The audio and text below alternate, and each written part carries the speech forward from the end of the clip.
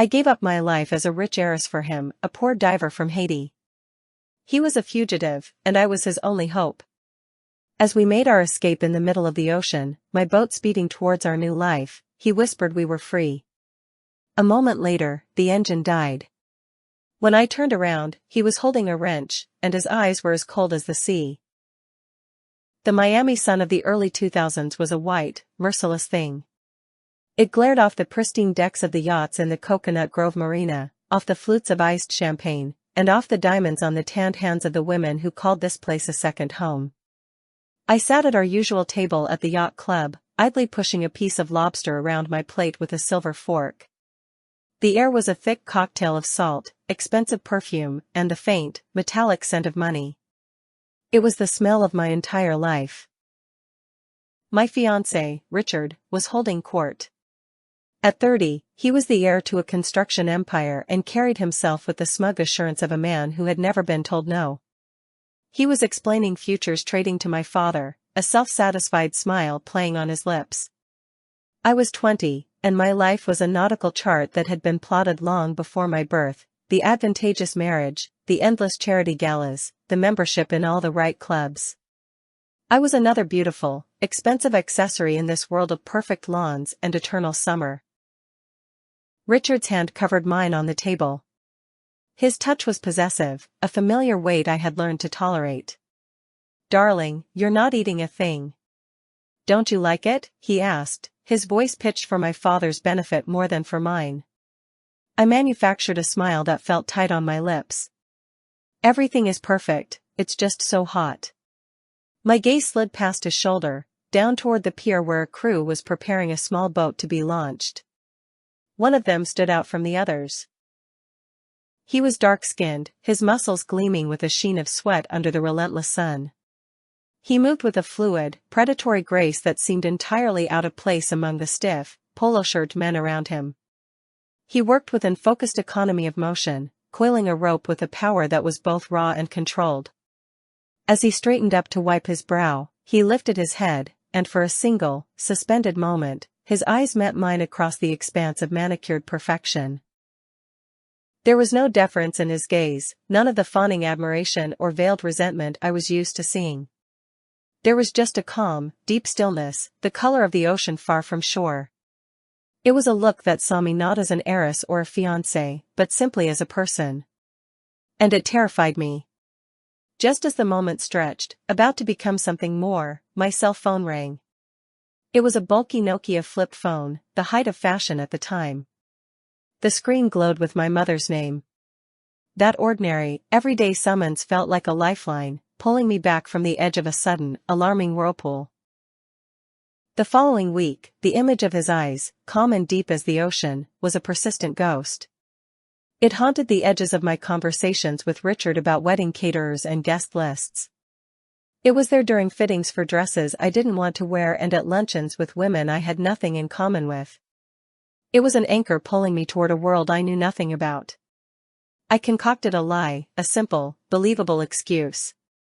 I told my mother I was driving to Bal Harbour to find a new swimsuit for an upcoming trip on Richard's yacht. The excuse felt flimsy on my tongue, but it was enough. Instead of turning north toward the polished, air-conditioned temples of high fashion, I drove south, toward the city's working waterfront. The change in atmosphere was immediate and visceral. The manicured perfection of Coconut Grove gave way to a landscape of cracked pavement, chain-link fences, and sun-bleached warehouses. The air here wasn't filtered through the expensive gardens of my neighborhood, it was thick and heavy, a raw concoction of diesel fumes, the briny smell of fish, and something else I couldn't name but recognized instinctively: freedom. I found him near a row of charter boats and diving schooners, their hulls scarred from countless journeys. He was working on an outboard motor, his back to me, the muscles in his arms and shoulders flexing with a practiced, efficient power. He moved with the same focused grace I had noticed at the club, a man completely at one with his environment. I almost lost my nerve, the sheer, unbridgeable chasm between our worlds suddenly feeling like a physical barrier. I was an intruder here, a tourist in a place that was real in a way my life had never been. I took a breath and walked toward him, my expensive sandals feeling ridiculous on the oil-stained concrete. "Excuse me," I said, my voice sounding thin and reedy. He turned slowly, his hands stained with grease. Up close, he was even more imposing. He looked at me, and I saw a flicker of recognition in his eyes before his expression became neutral, guarded. "I was told I could find someone here to give diving lessons," I said, the lie I'd rehearsed suddenly feeling clumsy and transparent. "Private lessons." His name was Jean. He was from Haiti. He spoke with a rich, melodic accent that made the mundane details he shared, that he was a dive instructor, that he fixed engines to make extra money, sound like poetry. His hands, as he gestured toward his small, weathered boat, were calloused and stained, a stark, living contrast to the soft, manicured hands of Richard and my father. They were hands that worked, that created, that fought against the elements. I found them beautiful. "It's a surprise for my fiancé," I lied again, the words tasting like ash. "I want to learn before our trip." He just nodded, his dark eyes watching me with an unnerving stillness. He didn't ask questions I couldn't have answered. He didn't ask for my fiancé's name or where we were going. He simply named his price, a figure that was a fortune to him and pocket change to me, and told me to be back in an hour. He treated it like a simple business transaction, and for that, I was profoundly grateful. When I returned, he had the equipment laid out on the deck of his boat. He moved with a quiet efficiency, explaining the functions of the regulator and the buoyancy compensator. His voice was calm and patient, but it was his touch that made my breath catch. As he helped me into the heavy gear, his fingers brushed against my neck, my waist, my arms. His touch was impersonal, professional, yet it sent a jolt through me, a current of pure, unadulterated awareness. The air between us was thick with unspoken things. The world above the water disappeared the moment we rolled backward off the side of the boat. The cacophony of Miami, the traffic, the construction, the endless, meaningless chatter, was replaced by a profound, cathedral-like silence. The water enveloped me, cool and embracing. Below me, a new world opened up, a kingdom of undulating sea fans, intricate coral castles, and fish that moved like scattered jewels. The relentless sun was transformed into a series of soft, dancing beams of light. Down here, Jean was transformed. On land, he was a quiet, watchful presence. In the water, he was pure, fluid grace. He moved as if he were born in this element, an extension of the ocean itself. He communicated with simple, elegant hand gestures, his eyes constantly checking on me, reassuring me. He wasn't an instructor, he was a guide, a silent priest leading me through the mysteries of his sacred space. I followed him, mesmerized, all my fear dissolving in the silent, blue majesty of the deep. He led me along a coral reef teeming with a vibrant, chaotic life that was a world away from the sterile, ordered beauty of my own. Schools of yellowtail snapper moved as one, a shimmering golden cloud. A lone angelfish, its fins a brilliant, electric blue, regarded us with a serene indifference. For the first time in as long as I could remember, I wasn't an object to be looked at, to be appraised.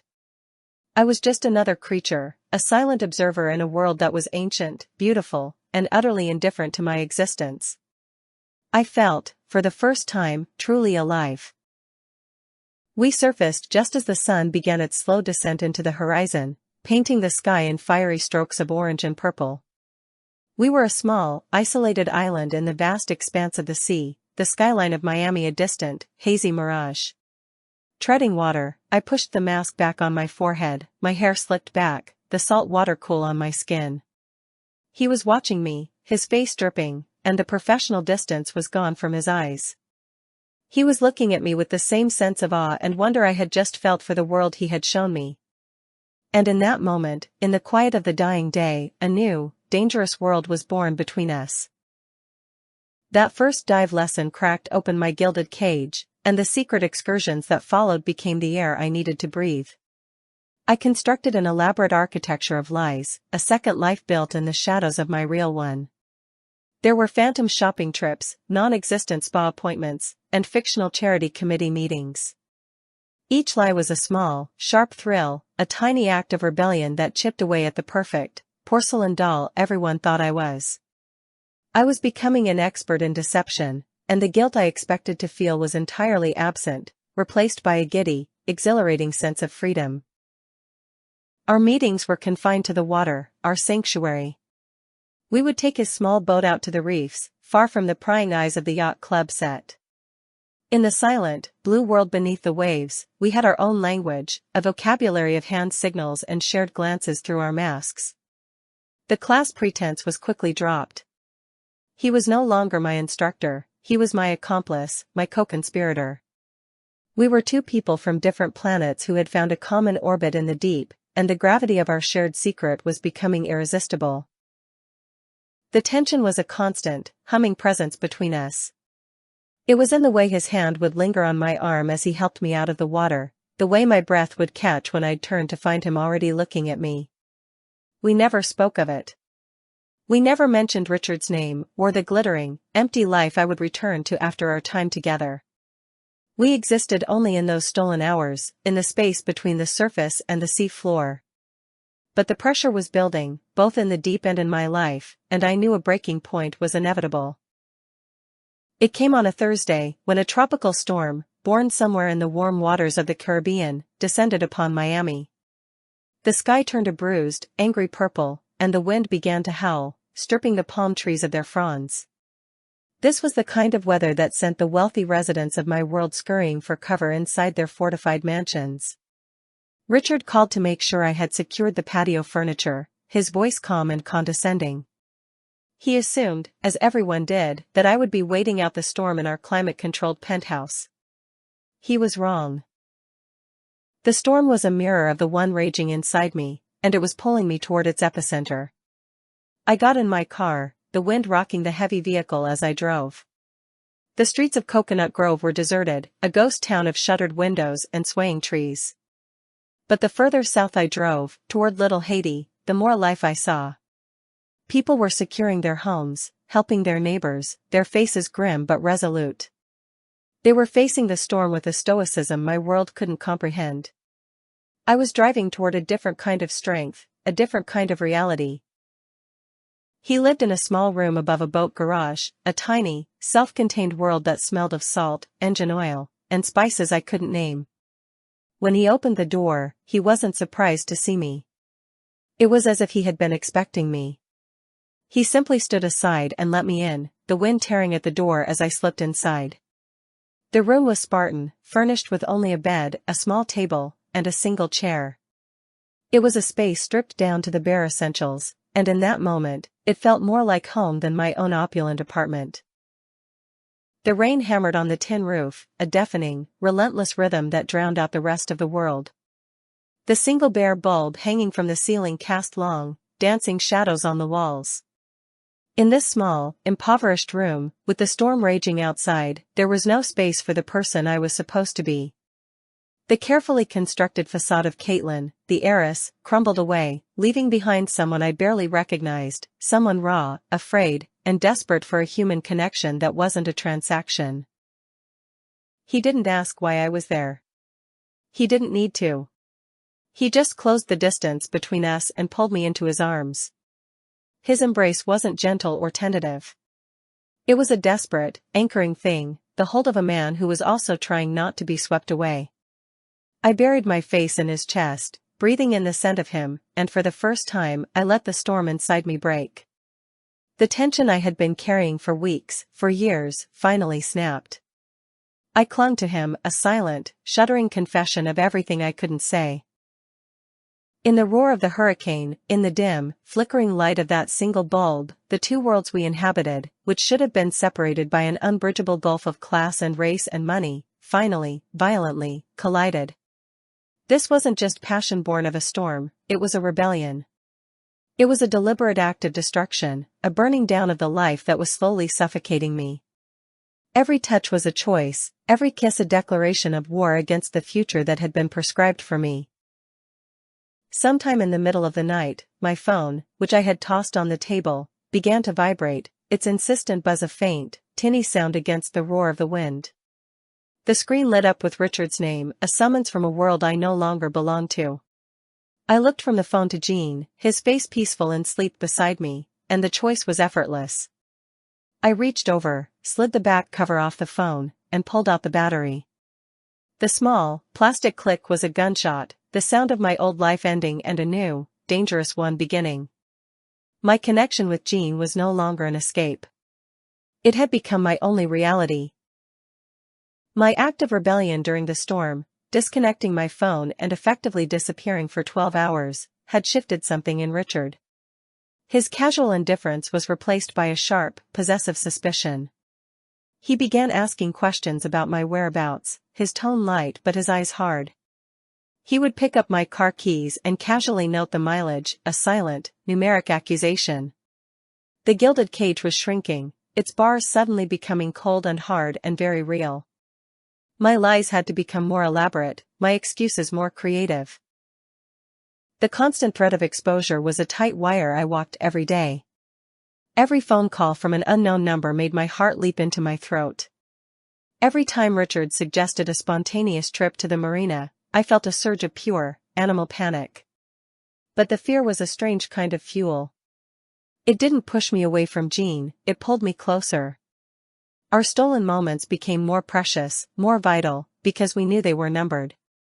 The danger added a sharp, metallic taste to our affair, and it was a taste I was quickly learning to crave.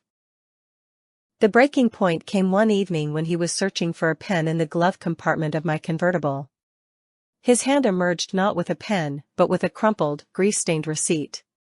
It was from a small Cuban sandwich shop near the docks, a place Jean and I had gone to one afternoon after a dive. Richard held the small piece of paper between his thumb and forefinger as if it were contaminated. "What were you doing down there, Caitlin?" he asked, his voice dangerously quiet. "This isn't exactly your usual neighborhood." The ensuing fight was ugly, a vortex of my frantic denials and his cold, cutting accusations. The pressure was becoming unbearable. A few days later, I escaped to meet Jean, my nerves frayed and my hands still trembling slightly from my last encounter with Richard. We took his boat out, not to the open ocean, but deep into the tangled labyrinth of the mangrove forests off Key Biscayne. It was a secret, primeval world, the water dark and still, the air thick with the smell of salt and decay. We were hidden from the world, enveloped by the gnarled roots and dense canopy of green. It was the safest place I knew. But even here, in our sanctuary, the tension was palpable. Jean was different today. The easy, quiet calm that was his hallmark was gone, replaced by a restless, nervous energy. He kept scanning the shoreline, his body coiled and tight. He was a man expecting a threat, and his fear was a contagious thing. It seeped into our quiet refuge, turning the peaceful solitude into something claustrophobic and menacing. The silence between us, usually a comfort, was now heavy with unspoken anxieties. I moved closer to him on the small deck, my hand coming to rest on his arm. The muscle beneath my fingers was rigid, tight as a coiled rope. "What is it?" I whispered, my voice barely audible over the hum of the cicadas in the trees. "What's wrong?" He didn't answer for a long time, his gaze fixed on the dark water. I could feel the struggle within him, the battle between his instinct for secrecy and a sudden, desperate need to confide. When he finally turned to me, his eyes were filled with a raw, hunted look I had never seen before. And then he told me. His voice was low and rough with emotion, the story tumbling out of him in broken, accented English. He told me that he wasn't just a simple immigrant trying to make a life in a new country. He was a fugitive. In Haiti, he had worked on a boat owned by a powerful, ruthless man, a man with deep connections to the corrupt government. He had been a good worker, trusted and reliable, but he was always an outsider, a disposable employee in a world of casual brutality. One night, far out at sea, the owner's son, a man known for his cruelty and his heavy drinking, had been on board. He was drunk and belligerent, looking for a target for his rage, and he chose Jean. He had taunted him, insulted him, and then he had attacked him. In the struggle that followed, on the slick, dark deck of the pitching boat, Jean had pushed him away, a desperate act of self-defense. The man had staggered backward, lost his footing, and fallen over the side into the black, churning water. He was never found. Jean knew, with a sickening certainty, that he would be blamed. The word of a poor boat hand against the son of a powerful man, there would be no trial, no justice. There would only be a quiet, brutal revenge. He had been accused of murder. So he had run. He had used every last dollar he had to buy passage on a derelict freighter, hiding in the darkness, praying for a new life. He hadn't just come to America seeking opportunity, he had come seeking refuge, a place to hide from the ghosts that were hunting him. I listened, my heart aching with a fierce, protective wave of emotion. The story was a nightmare, but I didn't doubt a single word. I looked into his honest, terrified eyes and saw not a murderer, but a good man trapped by a cruel fate. In that moment, everything shifted. My love for him, which had been a thrilling, selfish act of rebellion, was suddenly transformed into something else entirely. It was no longer just about my escape. It was about his survival. My purpose, which had been so murky and undefined, was now crystal clear. I wasn't just his lover anymore. I was his only hope. And I would save him. Richard's suspicion, once a vague, atmospheric pressure, soon solidified into a concrete plan. He didn't confront me with accusations anymore, he simply outsourced his distrust. The implosion of my world didn't come with a dramatic, shouted confrontation. It arrived in a plain manila envelope, delivered by a man in a cheap suit who introduced himself as a private investigator. The photographs inside were grainy, shot from a distance with a long lens, but they were brutally, irrefutably clear. There I was, my face pale and anxious, leaving a rundown motel on the outskirts of the city. And there was Jean, his hand resting possessively on the small of my back.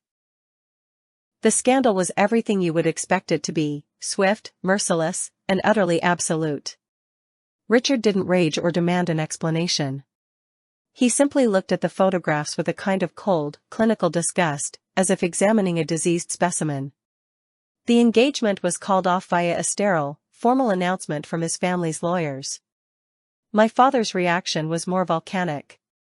His fury wasn't born of heartbreak, but of wounded pride and the public humiliation of a ruined business alliance.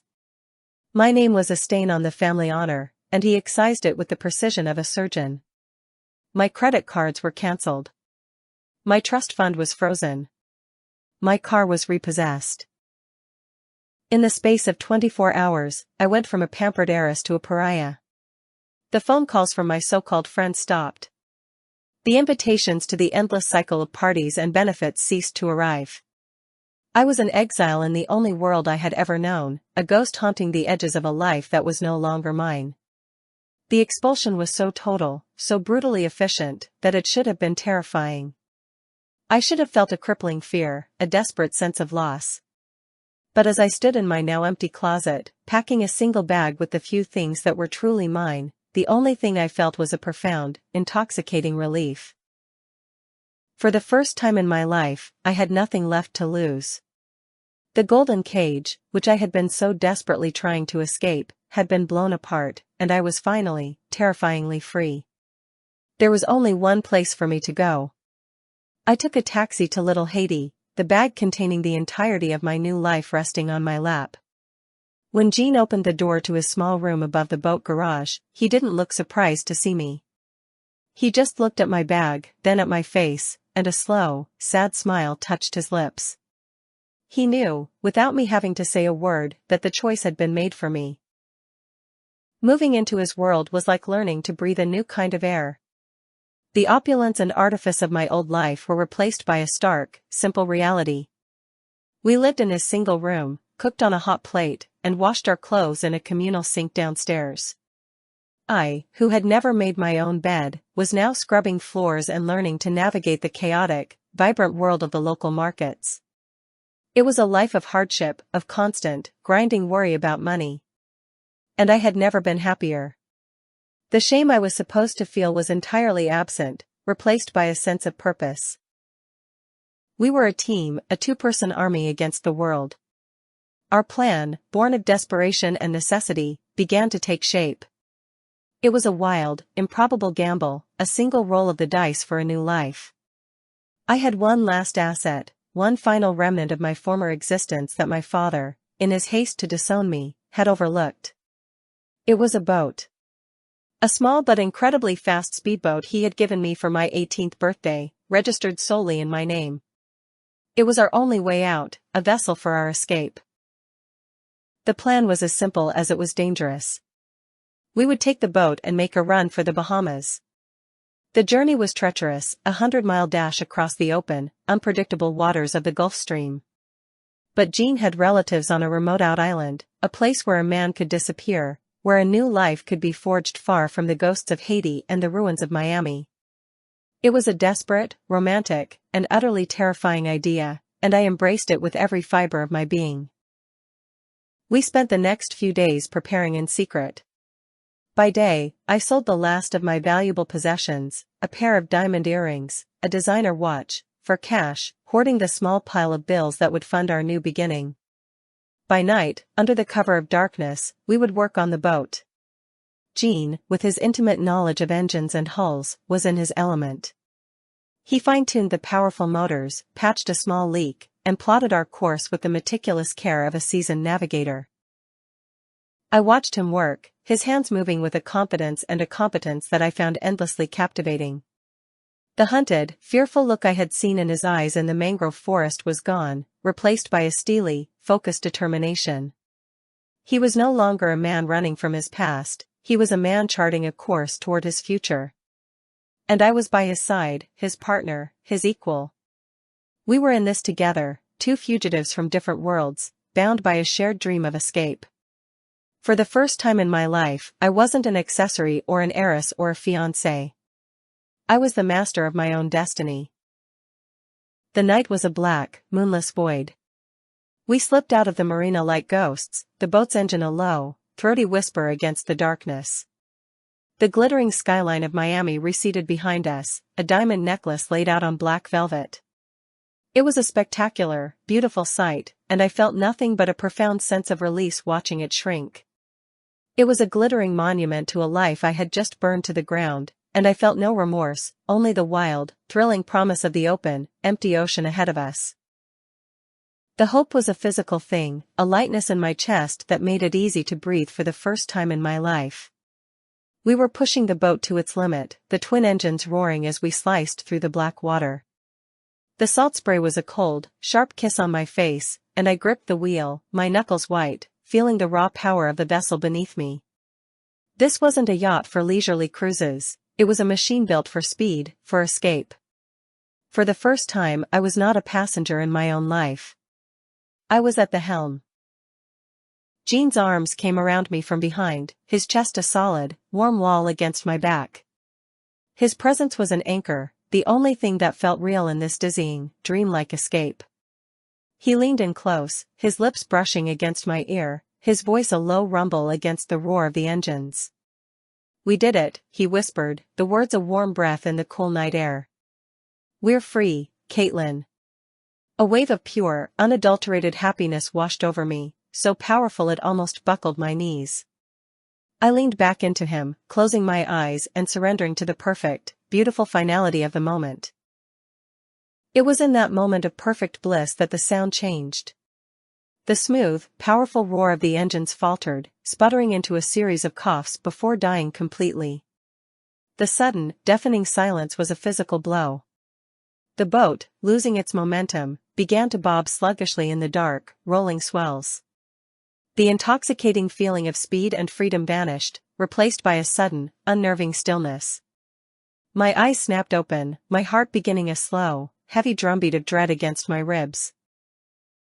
I turned in his arms, a question already on my lips. But the man I turned to was a stranger. The warmth, the tenderness, the desperate hope that had been in his face moments before was gone. His expression was a flat, emotionless mask. His arms were no longer a comforting embrace, but a cage. And in his right hand, he was holding a heavy, steel wrench, gripped so tightly his knuckles were white. His eyes met mine, and in them, I saw the same cold, abyssal void I had glimpsed that very first day at the pier. "What happened?" I asked, my voice a thin, reedy thing that was barely audible. The dread was no longer a slow drumbeat, it was a frantic, panicked hammering. My mind scrambled for a rational explanation, a mechanical failure, a clogged fuel line. But my body knew the truth. My body understood the meaning of the wrench in his hand, the deadness in his eyes. The man I had sacrificed everything for was looking at me as if I were a problem that needed to be solved. "This boat is too noticeable," he said. His voice was calm, even, and utterly foreign. It was the voice of a man making a simple, logical statement. "And so are you." The words didn't register at first. They were so monstrous, so completely at odds with the man who had whispered "we're free" in my ear just moments before, that my brain couldn't process them. He wasn't talking to his lover, his partner in escape. He was talking to a loose end, a liability. Before I could even scream, he moved with a brutal, terrifying efficiency. He turned from me, raised the wrench, and brought it down with incredible force against the fiberglass hull, just below the waterline. The sound was a sickening crack, followed instantly by a deafening roar as the black ocean water began to pour into the boat. He struck it again, and then a third time, each blow a precise, calculated act of destruction. He wasn't just disabling the boat, he was executing it. My scream was a strangled, useless thing, swallowed by the sound of the rushing water. He ignored me completely, turning to a storage compartment and pulling out a small, tightly packed inflatable raft. It was a survival raft, complete with a bag of supplies. It had been hidden there, waiting. This wasn't a sudden, desperate decision. It was the plan. It had always been the plan. He tossed it over the side, pulled the cord to inflate it, and then, with an easy, athletic grace, he climbed in. He didn't say another word. He didn't offer an explanation or an apology. He simply sat in his small raft, a few feet away from the rapidly sinking boat, and watched me. His face was a blank silhouette against the first, faint hint of dawn on the eastern horizon. I scrambled for the controls, my hands shaking too badly to turn the key, my mind screaming at the sheer, insane futility of it. The cold water was already swirling around my ankles, then my knees, pulling the boat down into the deep. The boat went down fast. One moment, I was standing on the deck, the next, I was submerged in the cold, shocking embrace of the Atlantic. I came up sputtering, my lungs burning, and I watched the last of my beautiful, foolish dream disappear beneath the waves. The last thing I saw was him. He was still watching me, his silhouette getting smaller and smaller as the current pulled him away. He didn't leave me to drown in a metaphorical sense. He left me to die, alone, in the cold, indifferent water of the ocean I had learned to love because of him. And that absolute, inhuman injustice was a more terrifying death than the drowning that was surely to come.